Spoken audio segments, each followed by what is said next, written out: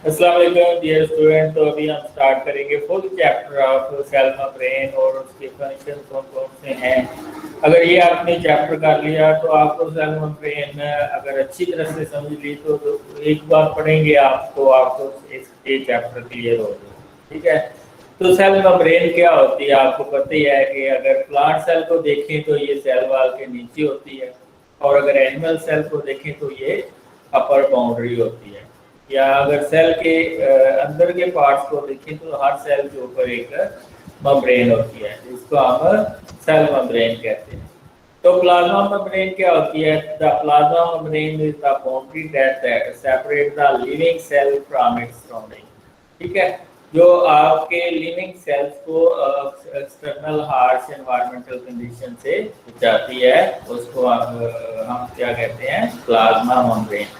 Plasma membrane exist selective permeability. Selective permeability का मतलब क्या होता है कि कुछ मॉलिक्यूल को ये पास होने देती है और ज्यादातर को ये रोक लेती है। मसलन स्मॉल न्यूट्रल मॉलिक्यूल को ये पास होने देती है और पोलर लार्ज मॉलिक्यूल को ये पास होकर नहीं होने देती है, इसलिए इसको सिलेक्टिवली परमिएबल मेम्ब्रेन कहते हैं क्योंकि ये सिलेक्टिव काम करती है। मसलन वाटर और गैसेस को ये पास आउट होने देती है और non polar molecule like glucose हो गया ये भी पास कर जाते हैं। ठीक है, टू डिफ्यूजन। तो कुछ हैं जो पास कर जाते हैं और कुछ को पास होने के लिए फिर मेम्ब्रेन अपने अंदर प्रोटीन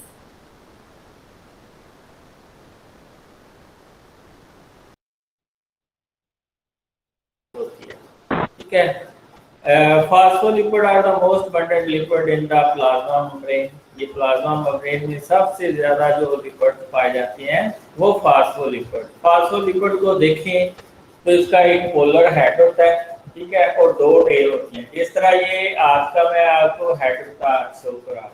ठीक है, ये हेड है और ये मेरे बाजू जो दो आ रहे हैं ये टेल है। ठीक है, होता क्या है? ये ग्लाइसरोल है, ग्लाइसरोल के फर्स्ट कार्बन के ऊपर फैटी एसिड, सेकंड कार्बन के ऊपर फैटी एसिड और थर्ड कार्बन के ऊपर फास्फेट ग्रुप के साथ कोलिन या कोई बेस लगी होती है।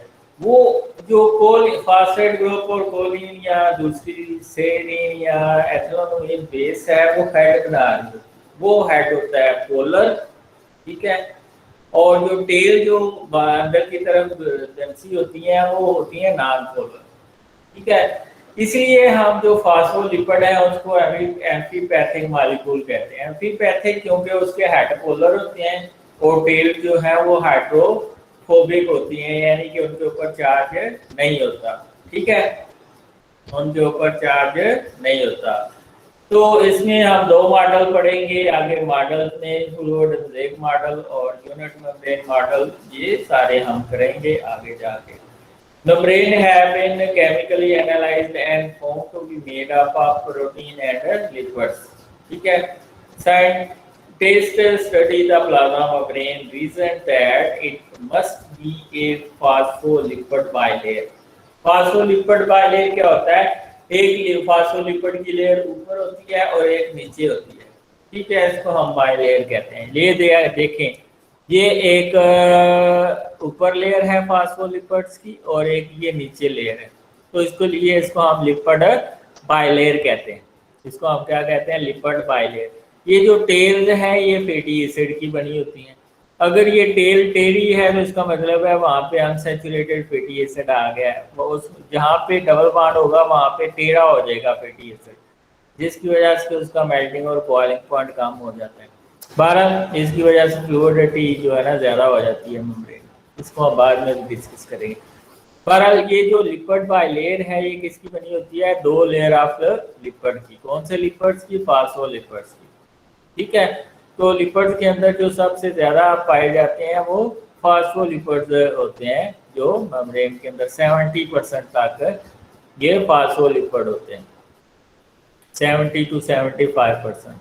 ठीक है, तो 75% तक जो फास्फोलिपिड होते हैं मेम्ब्रेन के अंदर जो लिपिड बाइलेयर बना रहे होते हैं। ये देखें, ये पोलर हेड है, ये फास्फेट ग्रुप और कोलिन बेस है और ये ग्लाइसरोल के साथ दो फैटी एसिड के अंदर की तरफ। ये देखें हाइड्रोफोबिक ग्रुप्स की हाइड्रोफोबिक के साथ अट्रैक्शन होती है, और बाद में जो है हाइड्रोफिलिक है यानी कि वाटर लविंग, वो सारी वो चीजें होंगी जो पोलर होंगी।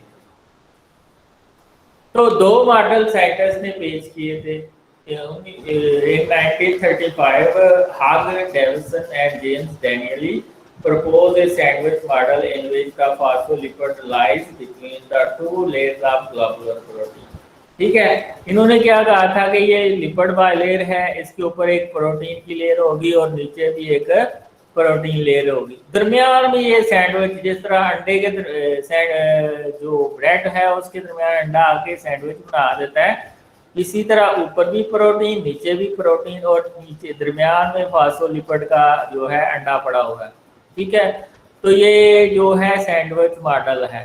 तो सैंडविच मॉडल किसने दिया था? डेविसन और डैनियली ने इसको मॉडल को दिया था। बाद में जो लेटर ऑन साइंटिस्ट ने इसी मॉडल को यूनिट मेम्ब्रेन मॉडल का नाम दिया था। ठीक है, लेकिन बाद में स्टडीज ने शो किया था ये मॉडल जो है गलत है, कि मेम्ब्रेन के सिर्फ बाहर वाली जगहों पे नहीं, फास्फोलिपिड के बाहर के में ही सिर्फ प्रोटीन नहीं होती, बल्कि अंदर दंसी हुई भी प्रोटीन होती है। तो सबसे अच्छा मॉडल पेश किया था 1972 में, जो अभी तक एक्सेप्टेड है, एस.जे. सिंगर और जी. निकोलसन ने प्रपोज किया था, that the membrane is a mosaic protein dispersed with the bilayer with only hydrophobic region exposed to the water. कहता है कि जो ये आपकी फास्फोलिपिड मेम्ब्रेन है, ये मेम्ब्रेन है, इसमें जो है ये लिपिड बाइलेयर है, लेकिन इसमें प्रोटीन मोज़ेक मैनर में इसके अंदर होती हैं, दंसी हुई होती हैं। ठीक है, और जो बाहर प्रोटीन आ जाती हैं वो पोलर होती हैं, और जो अंदर इस पोर्शन में रहती हैं वो नॉन पोलर होती हैं। ये किसने पेश किया था? सेंगर ने, सॉरी सिंगर और निकोलसन ने। ठीक है, तो इन्होंने ये दिया, ये देखें आप, ये देखें, ये प्रोटीन का हाइड्रोफोबिक रीजन है, और जो एक्सटर्नल और इंटरनल जो एक्सपोज्ड एरिया होता है वो पोलर होता है। ठीक है, ये एक्सटर्नल और इंटरनल जो एरिया होता है ये एक्सपोज होता है। इसी तरह ये जो बाहर वाला पोर्शन होता है प्रोटीन का, ये हाइड्रोफिलिक होता है, ये पोलर अमाइनो एसिड का बना होता है। ये किसका बना होता है? पोलर अमाइनो एसिड का। और ये जो अंदर वाला रीजन है ये हाइड्रोफोबिक होता है। तो इसको फिर कंफर्म कैसे किया गया कि ये जो आपका ये जो फ्लूइड मोज़ेक मॉडल है, यानी कि ये मॉडल है फ्लूइड मोज़ेक मॉडल, क्या कहता है कि ये जो मेम्ब्रेन है वो लिपिड बाइलेयर है, और इसमें जो प्रोटीन है वो मोज़ेक मैनर में पड़ी होती हैं। उसमें प्रोटीन क्या है? मोज़ेक मैनर में पड़ी होती हैं। कौन से मॉडल में मैनर में पड़ी होती हैं? मोज़ेक मैनर में पड़ी होती हैं, मोज़ेक इर्रेगुलर पैटर्न में पड़ी होती हैं। तो इसको कंफर्म किसने किया? फ्रीज फ्रैक्चर स्टडीज ने। इसमें क्या किया? हमने मेम्ब्रेन ली, ठीक है, उसको फ्रीज किया, लिपिड बाइलेयर ली और उसको आपने फ्रीज कर लिया। ठीक है, फ्रीज करने के दरमियान इसको दरमियान से जो लिपिड बाइलेयर की दरमियान वाली जो जिसमें चार्ज कंटेंट कम होती है उसको काटा। काटने के दौरान पता चला कि इसमें अंदर की दंसी हुई प्रोटीन है, तो इसी यूनिट मेम्ब्रेन मॉडल जो है इससे रिजेक्ट हो गया था। इन्होंने कहा था जब हमने मेम्ब्रेन को दरमियान से काटा तो उसमें सिर्फ लिपिड की लेयर नहीं थी, बल्कि इसके अंदर ये देखें प्रोटीन भी थी। और उन्होंने क्या किया था कि जो इनर साइड होता है, inside of extracellular layer वो स्मूथ होती है, और inside of the cytoplasmic layer यानी कि जो साइटोप्लाज्म को फेस कर रही होती है लेयर वो रफ होती है। ये भी ये नेल्सन ने उन्होंने दिया था। अच्छा, फ्लूइडिटी ऑफ मेम्ब्रेन 3-4 चीज़ों पे डिपेंड करती है। किन किन चीज़ों पे डिपेंड करती है? वो डिपेंड करती है कि अगर तो अनसैचुरेटेड फैटी एसिड ज़्यादा है मेम्ब्रेन के अंदर तो उसकी फ्लूइड नेचर ज़्यादा होगी। ठीक है, उसकी फ्लूइड नेचर ज़्यादा होगी, और अगर कम है तो कम वो फ्लूइड होगी। तो phospholipid in plasma membrane can move within the bilayer, वो मूव कर सकते हैं। Most of the lipid and some protein drift laterally. Laterally होता है कि ये दो लिपिड साथ साथ है, ठीक है, तो ये यहाँ पे आ जाए और ये यहाँ पे आ जाए, तो इसको हम लेटरल मूवमेंट कहते हैं। यानी कि जो साथ साथ वाले लिपिड्स हैं या प्रोटीन है वो अपनी प्लेस जो है वो चेंज कर लेंगे। ये इसके साथ चेंज हो जाए और ये इसके साथ चेंज कर, और ये लिपिड बाइलेयर है। अगर ये ऊपर से नीचे चेंज होता है इसको हम flip flop movement of lipid कहते हैं। ये बहुत कम होती है, ये बहुत तेज अमल होता है और ये तकरीबन महीनों सालों में एक दफा होता है, ठीक है। ये आप देखें, ये लेटरल मूवमेंट है। ये वाला जो फास्फोलिपिड है ये इसके साथ चेंज हो रहा है, ठीक है, तो इसको हम लेटरल मूवमेंट कहेंगे। इसको हम क्या कहेंगे? लेटरल मूवमेंट कहेंगे। लेटरल मूवमेंट यानी कि ये वाला इधर आ जाए और ये इधर आ जाए, ठीक है। ये आपके पास ट्रांसवर्सल है, ये ऊपर वाला नीचे और नीचे वाला ऊपर आ जाए, इसको हम फ्लिप फ्लॉप मूवमेंट कहते हैं। और ये एक महीने में एक दफा होती है और ये पर सेकंड 10⁻⁷ टाइम्स होती है। एक सेकंड में इतनी ज्यादा होती है मूवमेंट कि आपको पता ही नहीं चलता, ठीक है। At temperature cool membrane switch from a fluid state to solid state। जब आप टेम्परेचर कम करते हैं तो फ्लूइडिटी मेम्ब्रेन की कम हो जाती है। The temperature at which membrane solidify depends upon the types of lipids, कि उसमें सैचुरेटेड फैटी एसिड है या अनसैचुरेटेड फैटी एसिड है। अगर उसमें अनसैचुरेटेड फैटी एसिड है तो कूल करने के बाद भी बाद मेम्ब्रेन फ्लूइड रहती हैं। Membrane rich in unsaturated fatty acid are more fluid than the rich in saturated। यानी जिनके अंदर डबल बॉन्ड होता है वो ज्यादा फ्लूइड होती हैं और जिनके अंदर सिंगल बॉन्ड होता है वो लेस फ्लूइड होती है फैटी एसिड्स के अंदर। Membrane must be fluid to be work properly। They are usually about as fluid as salad oil।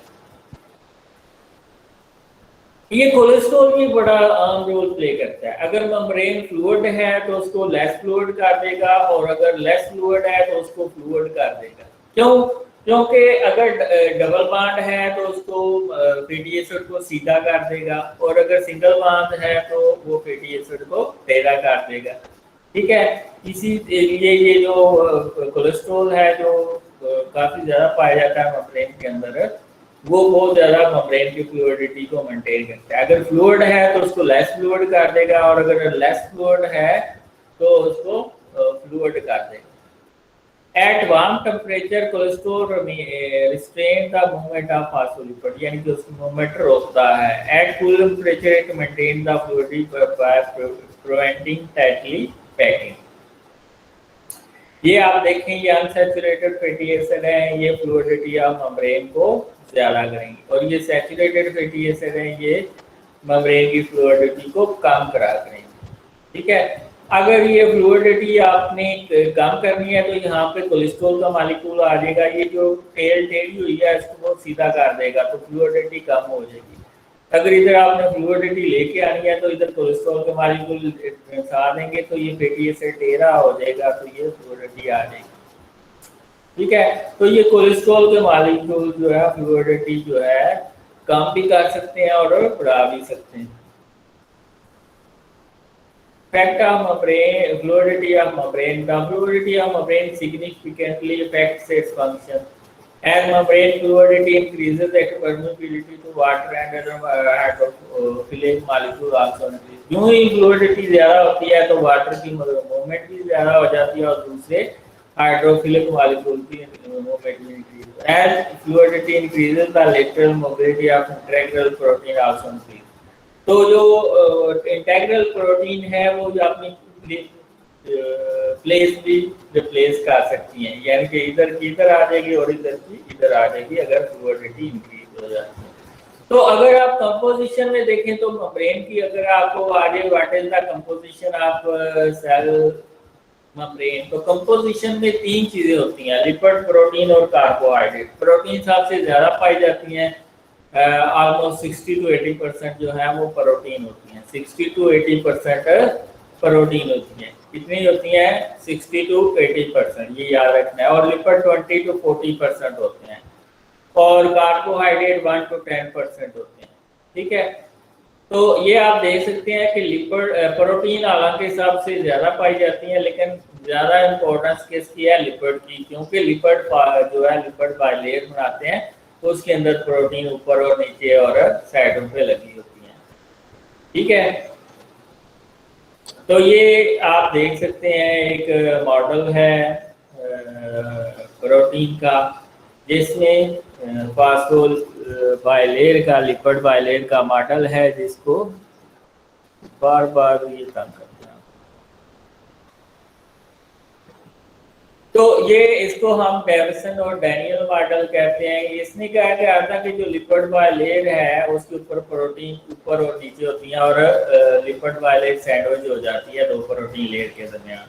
बाद में ये मॉडल जो है वो रिजेक्ट हो गया था और ये मॉडल जो कि पेश किया था सिंगर और निकोलसन ने, ये एक्सेप्टेड था। इसने कहा था 3 तरह की प्रोटीन होती हैं, एक होती है इंटेग्रल, ठीक है, और एक होती है ट्रांसमेम्ब्रेन प्रोटीन। इंटेग्रल जो मेम्ब्रेन के बाद फुल्ली भी दंसी होती हैं और हाफली भी दंसी होती हैं, तो उसको हमने इंटीग्रल मेम्ब्रेन का नाम दिया था। तो इंटीग्रल मेम्ब्रेन ट्रांसमेम्ब्रेन प्रोटीन हो सकती है, लेकिन all trans protein are not integral protein. ठीक है, तो सर ये दोबारा बताइएगा ये प्रोटीन के बारे में।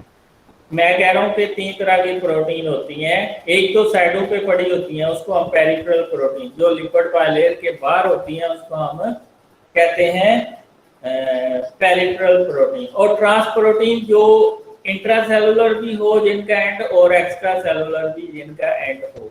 ठीक है, यानी कि सेल के बाहर भी हो और अंदर भी हो, उनको हम ट्रांसमेम्ब्रेन कहते हैं। और इंटीग्रल प्रोटीन जो है वो हाफली जो है वो दंसी होती हैं लिपिड बाइलेयर के अंदर।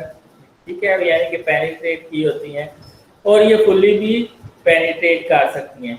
तो जो फुल्ली पेनिट्रेट कर जाती हैं यानी कि इंट्रासेलुलर और एक्स्ट्रा सेलुलर, उनको हम ट्रांस प्रोटीन कहते हैं। तो इसलिए मैं कहता हूँ all trans protein are integral protein but not all integral protein are trans protein, क्योंकि इंटीग्रल प्रोटीन की 2 टाइप्स हैं, एक ट्रांस और जो एक हाफली अंदर दंसी होती है।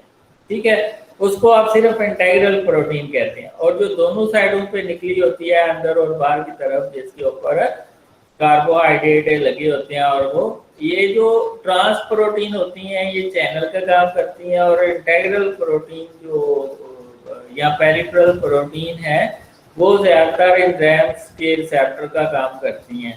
ठीक है, और ये जो आपका सिंगर और निकोलसन ना था, उसने कहा था कि ये जो लिपिड बाइलेयर की एक लेयर होती है इसका डायमीटर होता है 25 एंगस्ट्रम और दोनों को आप मिल के 50 to 80 एंगस्ट्रम के इक्वल होता है।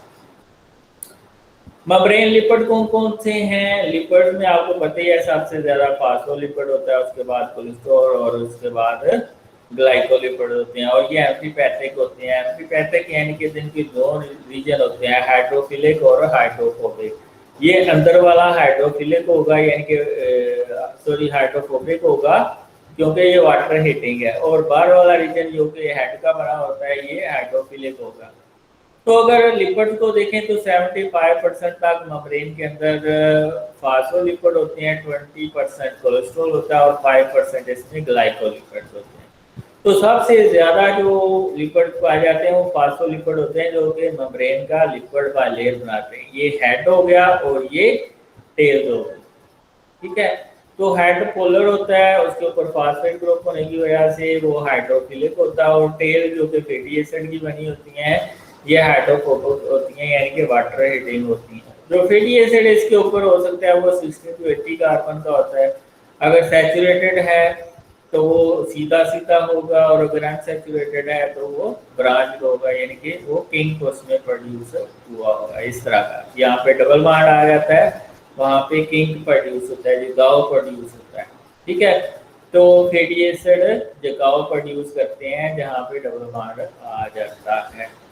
Most prominent molecular component of all membrane is phospholipid में देखें तो फास्फोलिपिड के अंदर सबसे ज्यादा पाया जाने वाला कौन सा लिपिड है, वो लेसिथिन है। लेसिथिन के स्ट्रक्चर में आपको लिपिड में पढ़ाया था, ग्लाइसरोल के कार्बन नंबर 1 या 2 के ऊपर वेरिएशन लगे होते हैं, थर्ड के ऊपर फास्फेट ग्रुप और कोलिन बेस लगी होती है, फास्फेट ग्रुप और कोलिन बेस लगी होती है। ये सबसे ज्यादा मेम्ब्रेन के अंदर पाया जाता है, अप टू 50%। उसके बाद फास्फोटाइडल एथेनोलिन, ठीक है, ये इनर और आउटर मेम्ब्रेन दोनों में पाया जाता है। फास्फोटाइडल सीरीन, फास्फोटाइडल गैलेस्ट्रीन, फास्फोटाइडल एनोसिटोल और sphingomyelin.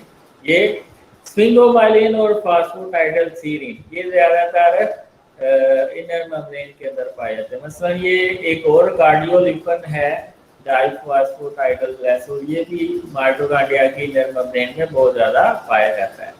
Composition of lipid in membrane depends on the physiological role played by the cell or organelle। उसके डिपेंड करता है कि कौन सा फास्फोलिपिड ज्यादा होगा, वो डिपेंड करेगा कि वो मेम्ब्रेन किस चीज की है। ये जो म्यूनोग्लोबुलिन है, म्यूनोग्लोबुलिन एम है, जो ये रिच होती है कार्डियोलिपिन और फास्फोटाइडल एथेनोलिन, यानी कि इसको हम सेप्टेलिन भी कहते हैं। Phosphatidyl choline and sphingomyelin outer leaflet of the bilayer, ठीक है। कोलिन जो है वो ज्यादातर आउटर मेम्ब्रेन के ऊपर होती है, लेकिन फास्फोटाइडल सीरीन और फास्फोटाइडल एथेनोलिन ये इनर मेम्ब्रेन यानी कि अंदर वाले मेम्ब्रेन में ये ज्यादा होते हैं, और फास्फोटाइडल कोलिन और स्फिंगोमाइलिन ये आउटर मेम्ब्रेन में ज्यादा होते हैं। फंक्शन ऑफ मेम्ब्रेन क्या है, परमेबल होती है ये मेम्ब्रेन और सेंसर होती है for the maintenance of fluidity of membrane, ठीक है। Sphingomyelin they are found special in tissue of nervous system. Nervous system में सबसे ज्यादा पाया जाने वाला जो चीज है वो एक तो स्फिंगोमाइलिन होती है, दूसरा इसमें ग्लाइकोलिपिड्स होते हैं। कौन से लिपिड्स होते हैं? ग्लाइकोलिपिड।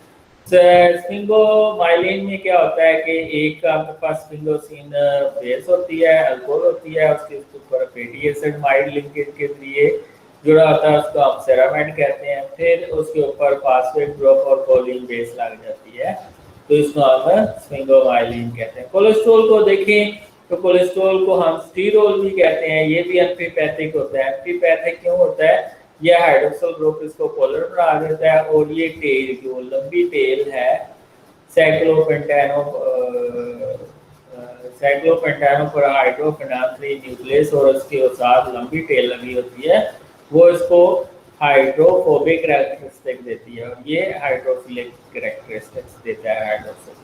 ये बाहर की तरफ होता है और ये अंदर की तरफ, ठीक है। तो ये फ्लूइड की मेम्ब्रेन की फ्लूइडिटी को मेंटेन करने में हेल्प करते हैं। अगर ज्यादा फ्लूइड है तो उसको लेस फ्लूइड कर देगा, अगर फ्लूइड है तो उसको लेस फ्लूइड कर देगा। ग्लाइकोलिपिड 2 to 10% होते हैं, present only on the outer surface of the membrane. Single sugar और branch oligosaccharide attached to the sphingosine backbone of lipids. तो ये आप देख सकते हैं मेम्ब्रेन की प्रोटीन 3 तरह की प्रोटीन होती हैं। इंटेग्रल प्रोटीन जो इंट्रिंसिक प्रोटीन होती हैं, पेरिफेरल प्रोटीन को हम एक्सट्रिंसिक प्रोटीन भी कहते हैं। एक्सट्रिंसिक प्रोटीन जो बाहर की तरफ रहती हैं, ये पोलर अमीनो एसिड की बनी होती हैं। और ये ट्रांसमेम्ब्रेन प्रोटीन ये जो एक्स्ट्रा सेलुलर और इंट्रा सेलुलर दोनों जगहों पे पाई जाती हैं। अंदर वाला इनका पोर्शन जो प्रोटीन का ये हाइड्रोफोबिक अमीनो एसिड का बना होता है, और बाहर वाला हाइड्रोफिलिक यानी कि पोलर अमीनो एसिड का बना होता है। बाहर वाली कोई भी चीज है वो पोलर कंटेंट की ज्यादातर बनी होती है, और इनर चीज हाइड्रोफोबिक है। ये इंटेग्रल प्रोटीन है, ये ट्रांसमेम्ब्रेन प्रोटीन है, और ये पेरिफेरल प्रोटीन है। अगर इन दोनों में इंटेग्रल और या इंट्रिंसिक प्रोटीन और पेरिफेरल प्रोटीन में डिफरेंस करें तो कैसे करेंगे? ये एम्बेडेड होती हैं deeply in the lipid bilayer, ये found to external surface of the membrane. ये देखें, ये पेरिफेरल प्रोटीन सिर्फ एक्सटर्नल सरफेस के ऊपर पाई जाती है। एम्फीपैथिक टू इसमें two hydrophilic end separated by intervening hydrophobic region that transfers the hydrophobic core of the bilayer. कहता है कि जो आउटर पोर्शन होता है यानी कि अंदर और बाहर की तरफ ये हाइड्रोफिलिक होता है, और जो अंदर तंसा होता है ये हाइड्रोफोबिक होता है। ठीक है। लेकिन जो पेरिफेरल प्रोटीन है ये पोलर होती हैं, क्योंकि ये पोलर माइनस से भी बनी थी।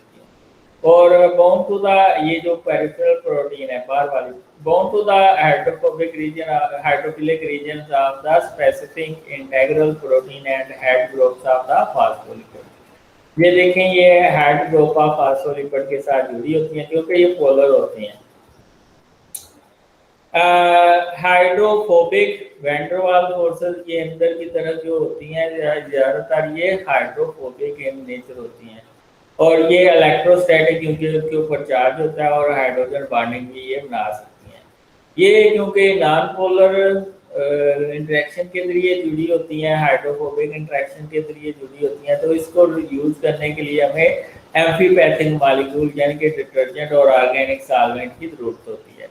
ये क्योंकि पोलर चार्ज के जरिए जुड़ी होती हैं, तो इसमें डिटर्जेंट नहीं चाहिए होता, बल्कि साल्ट और हाई आयनिक स्ट्रेंथ सॉल्यूशन चाहिए होता है पेरिफेरल यानी कि पोलर प्रोटीन को रिमूव करने के लिए।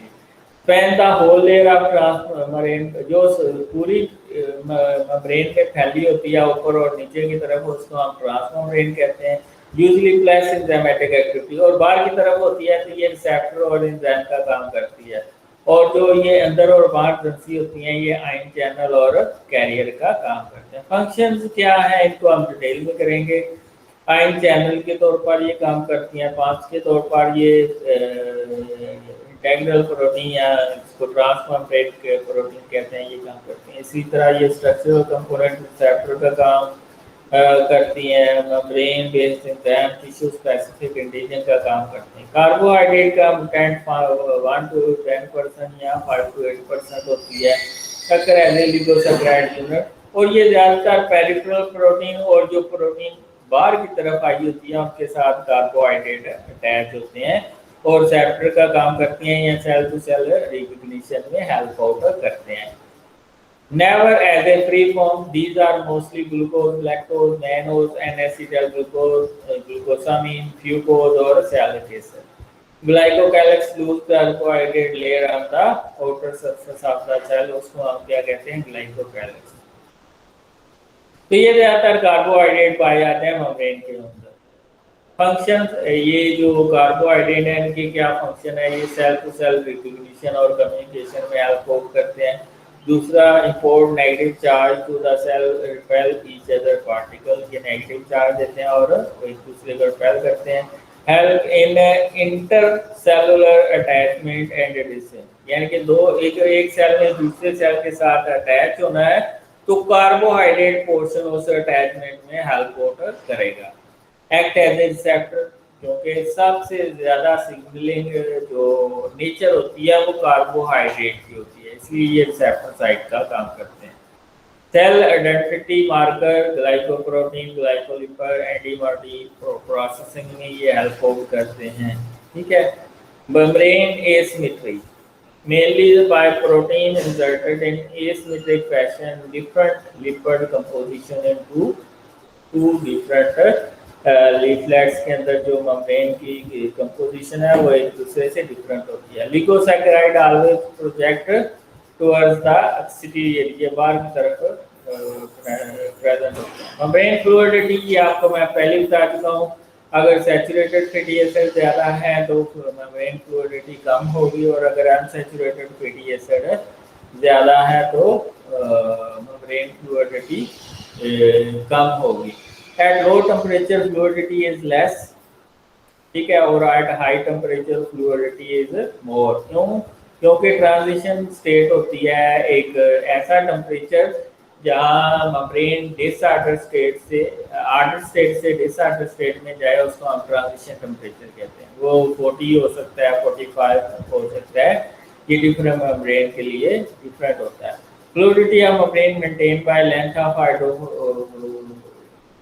Carbon chain and degree of unsaturation, ये मैं आपको पहले बता चुका हूँ। आगे चलते हैं, ये फ्लिप फ्लॉप मूवमेंट और लैटरल मूवमेंट पहले बता चुका हूँ। कोलेस्ट्रॉल जो है ये किस तरह फ्लूइडिटी को मेंटेन करने में हेल्प आउट करता है, ये मैं आपको बता चुका हूँ। लेकिन इसमें एक पॉइंट है, increase in cholesterol concentration, less fluid on the outer surface, more fluid on the inner surface. अगर कोलेस्ट्रॉल की कंसंट्रेशन बढ़ेगी तो जो आउटर फेज होगी वो लेस फ्लूइड होगी, जो इनर होगी वो ज़्यादा फ्लूइड होगी। Effect of cholesterol on fluidity is different with different temperature. At temperature flow Tm यानी कि मेल्टिंग टेम्परेचर से अगर टेम्परेचर कम है कोलेस्ट्रॉल इंक्रीज फ्लूइडिटी। यही मैंने बताया कि अगर टेम्परेचर हाई यानी कि कम है तो फ्लूइडिटी इंक्रीज होगी और अगर टेम्परेचर ज़्यादा है तो डिक्रीज होगी। फंक्शन ऑफ प्लाज्मा मेम्ब्रेन इसको हम डिटेल में करेंगे। तो सबसे पहले है आपका ट्रांसपोर्ट सिस्टम, ठीक है। ट्रांसपोर्ट रास्ता मेम्ब्रेन ये किस तरह होती है, ये थ्रू डिफ्यूजन होती है, सैलिटेटेड डिफ्यूजन होती है, एक्टिव ट्रांसपोर्ट होती है, ठीक है। इसमें प्राइमरी एक्टिव ट्रांसपोर्ट और सेकेंडरी एक्टिव ट्रांसपोर्ट होगी और ट्रांसपोर्ट ऑफ लार्ज मैक्रोमोलेक्यूल जिसको एक्सोसाइटोसिस और एंडोसाइटोसिस कहते हैं।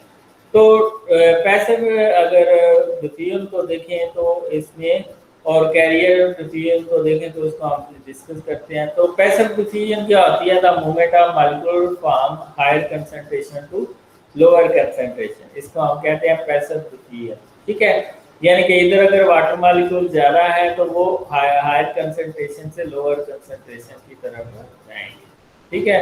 इधर अगर ग्लूकोज के मॉलिक्यूल ज़्यादा हैं तो ये हायर कंसंट्रेशन से लोअर कंसंट्रेशन की तरफ जाएंगे, ठीक है। तो highly permeable to gases carbon dioxide, nitrous, NO, oxygen, small polar molecule ये इजीली क्रॉस कर जाते हैं डिफ्यूजन के जरिए इन एंड आउट, ठीक है। Small or charge molecule ethanol and urea ये भी डिफ्यूजन के जरिए पास कर जाते हैं। Moderately permeable to water, water के जरिए ये मूवमेंट कर सकती है। सिंपल डिफ्यूजन ये हो गया। इसके अलावा फैसिलिटेटेड डिफ्यूजन में क्या होता है, the movement of molecule from the area of higher concentration to lower concentration, और इसको लिए हमें कैरियर प्रोटीन की जरूरत होती है। The movement of molecule from the area of higher concentration to lower concentration with the help of carrier molecule. तो इसमें कैरियर मॉलिक्यूल एक प्रोटीन होती है जो दोनों साइड की तरफ मूवमेंट करती है, अंदर की तरफ भी और बाहर की तरफ। और इसमें पिंग पोंग मैकेनिज्म होता है। पिंग पोंग मैकेनिज्म क्या होता है कि फर्स्टली जो आपका मॉलिक्यूल है वो रिसेप्टर के ऊपर आके लगता है, इसको हम और रिसेप्टर खुल जाता है, इसको हम पिंग स्टेट कहते हैं। फिर ये ट्रांसपोर्ट होकर दूसरे रिसेप्टर के साथ टच करता है तो वो ओपन हो जाता है, ठीक है। तो इसको हम पोंग स्टेट कहते हैं।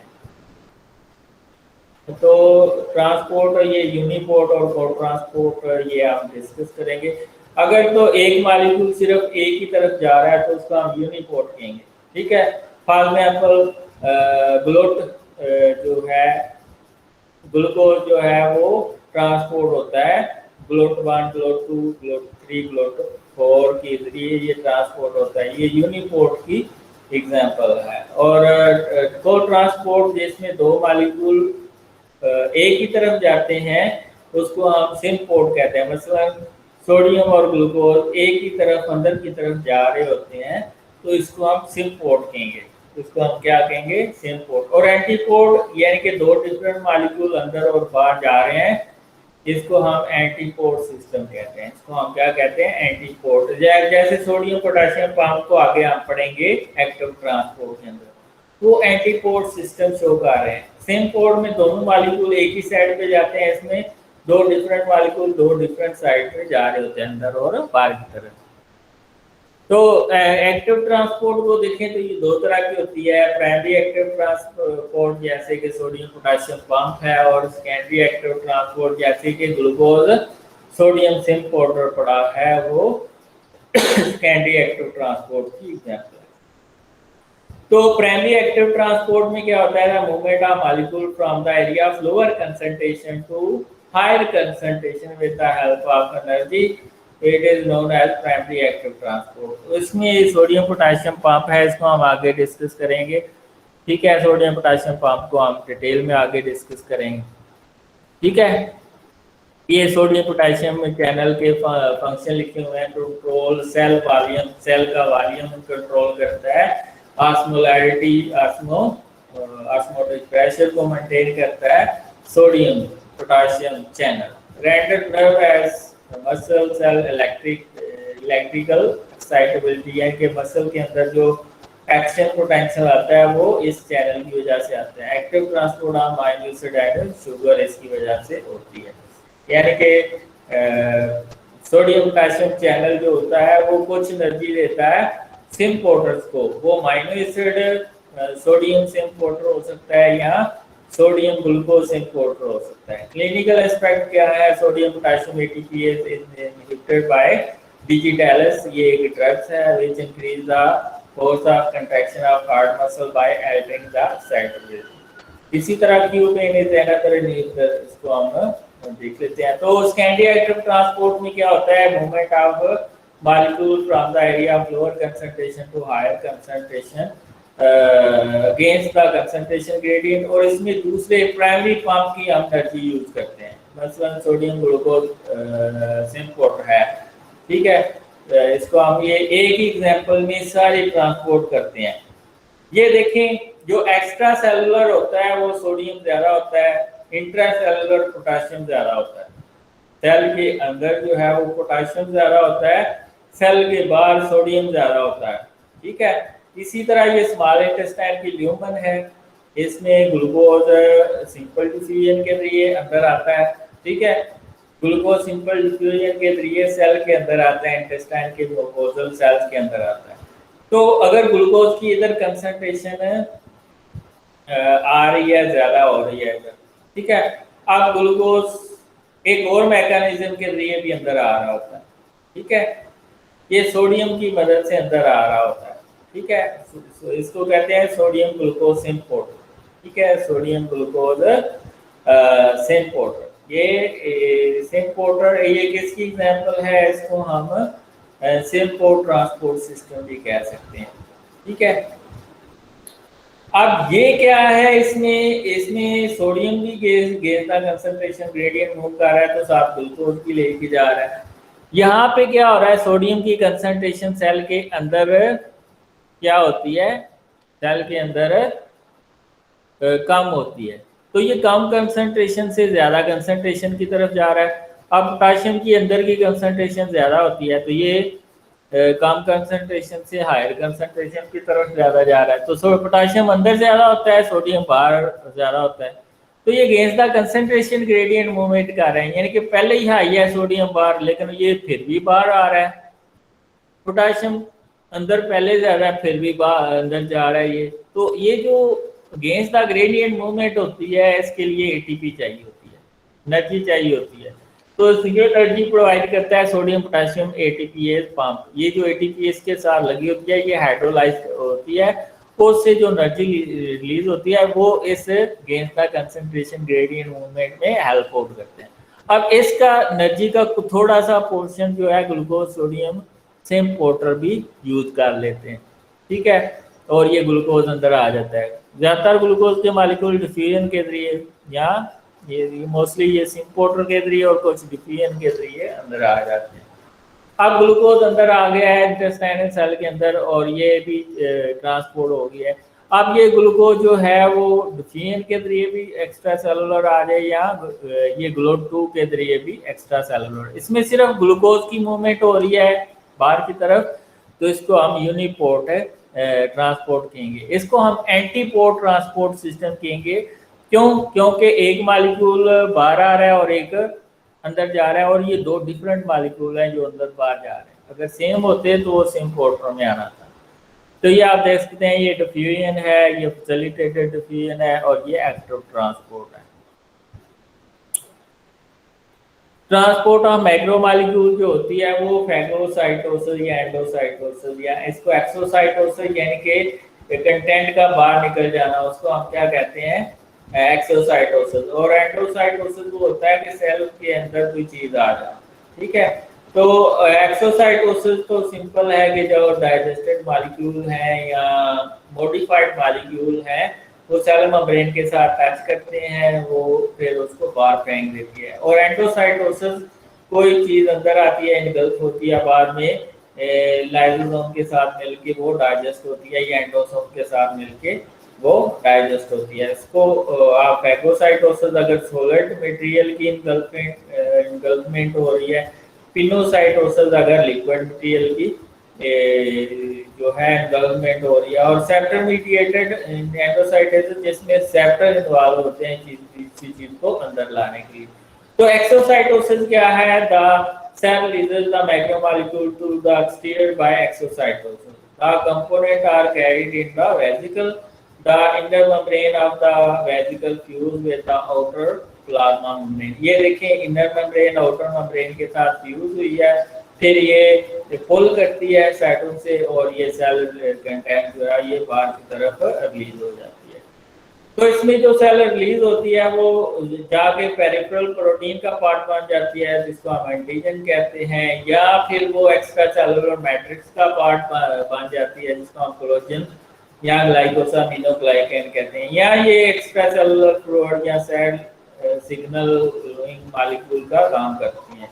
फॉर एग्जांपल ये जो ट्रिप्साइनोजिन जो है रिलीज होता है पैंक्रियाटिक एसिनर सेल से, ये भी जो है एक्सोसाइटोसिस की एग्जांपल है। इसी तरह इंसुलिन रिलीज होती है beta cells of Langerhans of pancreas, तो उसको भी हम एक्सोसाइटोसिस करेंगे। इसी तरह release of acetylcholine by presynaptic cholinergic nerve, ये भी क्या है?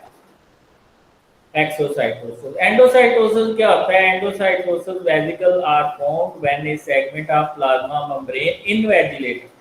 इनवेजिलेट क्या मतलब क्या है? अंदर की तरफ एक बबल बना लेता है, enclosing a minute volume of extracellular fluid and its content. The fusion of the plasma membrane and neck sealing of the vesicle occurs. जब ये सीलिंग हो जाती है, ये नेक जो है ये सील हो जाता है और इस तरह कंटेंट अंदर आ जाती है। बाद में ये लाइसोसोम का पार्ट बन के वहाँ पे डाइजेस्ट हो जाती है। Energy usually from the hydrolysis of ATP required होती है एंडोसाइटोसिस के लिए। इसके लिए कैल्शियम भी चाहिए होते हैं, contractile element in the cell यानी कि माइक्रोफिलामेंट सिस्टम भी चाहिए होता है। ठीक है, तो फैगोसाइटोसिस अगर सॉलिड मटेरियल यानी कि मैक्रोफेजेस और ग्रैन्युलोसाइट जो इनगल्फमेंट करते हैं उसको हम फैगोसाइटोसिस कहते हैं। इसमें बैक्टीरिया सेल्स और डैबरीज आते हैं, वो अंदर की तरफ स्यूडोपोडिया लाइक प्रोजेक्शन प्रोड्यूस होती हैं, वो सेल को अंदर ले जाती हैं, फिर ये लाइसोसोम के अंदर जाके या एंडोसोम के अंदर जाके डाइजेस्ट हो जाती है। पिनोसाइटोसिस सेल ड्रिंकिंग कहते हैं और इसको सेल ईटिंग कहते हैं। फैगोसाइटोसिस को सेल ईटिंग कहते हैं और पिनोसाइटोसिस को सेल ड्रिंकिंग कहते हैं। ये सेल ड्रिंक आ रहा है, जो कोई फ्लूइड आता है उसको एनगल्फ कर लेती है मेम्ब्रेन बाय मेकिंग इनवेजिलेशन, और वो फिर वेसिकल की फॉर्म में अंदर चली जाती हैं और डाइजेस्ट हो जाती हैं। ठीक है, रिसेप्टर मीडिएटेड में क्या होता है कि रिसेप्टर इन्वॉल्व होते हैं। रिसेप्टर मीडिएटेड सिलेक्टिव प्रोसेस, इसमें एटीपी की रिक्वायरमेंट नहीं होती। Uptake of micromolecule for which there is finite number of binding site on the plasma membrane, उनको हम रिसेप्टर साइट कहते हैं। जो finite number of binding site होती हैं मेम्ब्रेन के ऊपर, उनको हम रिसेप्टर साइट कहते हैं, और वो इनगल्फ करती हैं, वो अपटेक करती हैं फ्लूइड का, माइक्रोमॉलिक्यूल का। Vesicle formed are coated on the cytoplasmic site with filamenting material clathrin coated protein. ठीक है, ये हेपेटाइटिस है और वो सिर्फ लिवर को अफेक्ट करता है क्योंकि उसके रिसेप्टर सिर्फ लिवर के अंदर होते हैं। इसी तरह पोलियोमाइलेटिस है, ये मोटर नर्व्स को सिर्फ अफेक्ट करेगा। एड्स है, वो सिर्फ टी सेल्स को अफेक्ट करेगा क्योंकि उसके रिसेप्टर साइट सिर्फ टी सेल इम्यूनिटी है। ये आप देखें, ये क्लैथरीन कोटेड प्रोटीन है जो प्रोटीन को अंदर की तरफ मूव करने में, इनवेजिलेशन प्रोड्यूस करने में हेल्प करते हैं। और ये जो रेड कलर में आपको दिखाए गए हैं ये रिसेप्टर हैं, क्लैथरीन प्रोटीन रिसेप्टर हैं। इसके ऊपर जब एलडीएल आके लगता है, ये इसको रिकॉग्नाइज करते हैं, तो फिर ये क्लैथरीन कोटेड प्रोटीन पुल करती है इसको अंदर की तरफ, और इसका ये अंदर आ जाते हैं और डाइजेशन का अमल स्टार्ट हो जाता है। ये जो एलडीएल रिसेप्टर जो है, ये एलडीएल मॉलिक्यूल जो है एलडीएल रिसेप्टर रिकॉग्नाइज करेगा, फिर उसको इंटरनलाइज कर देगा। फिर क्या होगा, cytoplasmic site of vesicle coated with clathrin coated known as clathrin coated protein, वो अंदर की तरफ इसको ले जाएंगी, फिर ये एंडोसोम के साथ मिलेगा, वहां से डाइजेशन होगी, फिर रिसेप्टर मॉलिक्यूल मूव करके मेम्ब्रेन के ऊपर आ जाएंगे ताकि दोबारा से फंक्शन करें। तो आयन चैनल आपको पता ही है कि मैं आपको बता चुका हूँ, सोडियम पोटेशियम चैनल होता है, इसी तरह कैल्शियम और क्लोराइड दूसरे चैनल मौजूद होते हैं। तो दो तरह के चैनल्स होते हैं जो ज़्यादा इम्पोर्टेंट है, इसके अलावा भी और होते हैं चैनल, लेकिन ये दो ज़्यादा इम्पोर्टेंट है। लाइगेंड गेटेड चैनल, ये किसी लिगेंड अगर लगेगा तो उससे ओपन या क्लोज होते हैं। मसलन ये जो एसिटाइल कोलिन रिसेप्टर है, ये जब एसिटाइल कोलिन को यानी कि इसके ऊपर लग जाएगा रिसेप्टर के ऊपर, तो कुछ चैनल जो है वो ओपन हो जाएंगे और कुछ क्लोज हो जाएंगे। ठीक है, ये प्री सिनैप्टिक लिफ्ट से निकलता है और पोस्ट सिनैप्टिक लिफ्ट को मैसेज देता है, जिसकी वजह से कुछ चैनल ओपन हो जाते हैं और कुछ क्लोज हो जाते हैं। वोल्टेज गेटेड चैनल, जब इलेक्ट्रिक इम्पल्स पास हो रही होती है, एक्शन पोटेंशियल पास हो रहा होता है, तो उससे कुछ चैनल जो है वो क्लोज हो जाते हैं और कुछ ओपन हो जाते हैं। इसको हम कहते हैं वोल्टेज गेटेड चैनल, जो वोल्टेज के चेंज होने की वजह से, इम्पल्स के चेंज होने की वजह से कुछ चैनल ओपन हो जाते हैं, कुछ चेंज। मसलन वोल्टेज गेटेड सोडियम चैनल और पोटेशियम चैनल। आइनोफोर्स, ये लास्ट में है। Certain microbes synthesize small cyclic organic molecule are called ionophores. For example mobile carrier जो आइनोफोर्स होते हैं उसको हम लिनोमाइसिन कहते हैं, और ये सिर्फ पोटेशियम आयन की मूवमेंट करते हैं। चैनल फॉर्मर, जिसको हम ऐसे आइनोफोर्स कहते हैं जो ग्रेमिसाइडन है, जो कि बिल्कुल चैनल बना लेते हैं और डिफरेंट आयंस की ये ट्रांसपोर्ट करने में हेल्प करते हैं। ऑस्मोसिस क्या होता है? वाटर मॉलिक्यूल की movement from the higher concentration to lower concentration with the help of permeable membrane, इसको हम ऑस्मोसिस कहते हैं। ठीक है, ये अब सेंटर में मेम्ब्रेन है, तो इसमें वाटर मॉलिक्यूल हायर कंसंट्रेशन से लोअर कंसंट्रेशन की तरफ मूव करेंगे। इसी तरह आपके पास के रेड ब्लड सेल्स हैं, इसमें सारी कंसंट्रेशन होती है 0.9%। तो अगर आप ऐसे सॉल्यूशन में रखेंगे 0.9% वाला, तो इसमें जितना वाटर मॉलिक्यूल अंदर जा रहा होगा उतना ही बाहर आ रहा होगा। और हाइपोटोनिक सॉल्यूशन होता है, बाहर वाले सॉल्यूशन में वाटर मॉलिक्यूल ज्यादा है, सोडियम क्लोराइड कम है, यानी कि 0.4% है। इधर रेड ब्लड सेल के अंदर साल्ट की कंसंट्रेशन 0.9% है। तो वाटर किसकी तरफ मूव करेगा? अंदर की तरफ मूव करेगा, क्योंकि अंदर वाटर मॉलिक्यूल कम है, तो रेड ब्लड सेल बर्स्ट हो जाएंगे। और अगर हाइपरटोनिक सॉल्यूशन है, यानी कि बाहर वाले सॉल्यूशन में साल्ट ज्यादा है, अंदर वाले सॉल्यूशन में कम है, तो वाटर बाहर आएगा, ताकि तो इसमें श्रिंक कर जाएगा जो रेड ब्लड सेल। ठीक है, तो इसी तरह आपके मेम्ब्रेन के अंदर वाटर चैनल्स भी होते हैं, AP1 से AP10 चैनल, जो कि सिर्फ वाटर की ट्रांसपोर्ट करते हैं। क्लिनिकल एस्पेक्ट्स क्या है?